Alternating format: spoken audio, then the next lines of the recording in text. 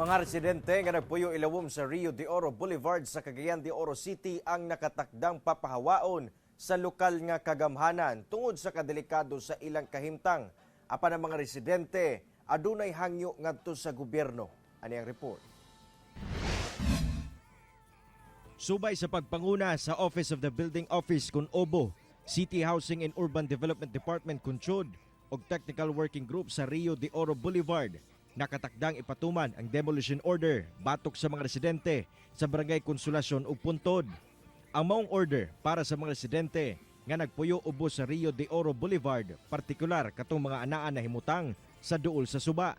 Labi pa nga ginakonsidera na kining danger zone tungod sa risgo sa pagsaka sa tubig sa suba matag magdaot ang panahon. Sanglit na plastar na kining Rio de Oro Boulevard diri sa Dakbayan. Kining mga nagpuyo dapit sa may suba nga bahin, pipila ka adlaw na lang ang gihatag sa ila aron muhikling sa ilang mga panimalay. Labi pa nga gikonsidera sa LGU nga kining dapita usa ka no build zone. Hinungdan nga kinahanglan gyud silang muhawa sa ilang lugar. Giadtuan sa At Home with GMA Regional TV ang mga apektadong residente.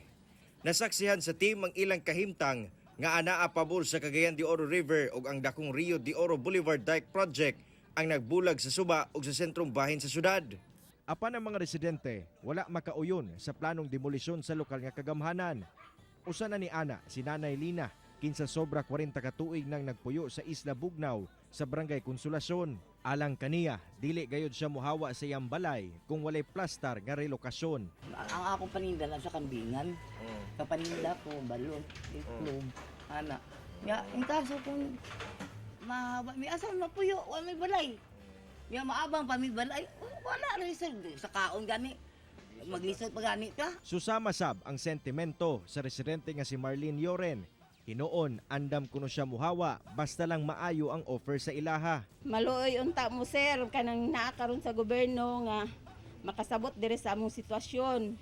Kay dili ba ipudlalim nga muhawa lang ni diri sa among gipuy-an. Hinoon, aduna na inisyal nga panagstorya ang mga residente ug ang TWG sa Rio de Oro Boulevard, Obo ug Chud labot sa ilang kahimtang. Magpadayon matod pa ang diskusyon hantod nga makaabot sila og tukmang kasabutan. Kung bansa na magkukuha ng natin na hindi ko sigurado kung qualify sila siguro sa Makalo katong 1992 nang yung paubos ang diwali kay pinay ko na bukas ko qualify ito kay Lucio. After 1992 medyo duha-duha. Kauban si Makoy Simpron sa kamera. Ako si Cyril Chavez para sa At Home with GMA Regional TV.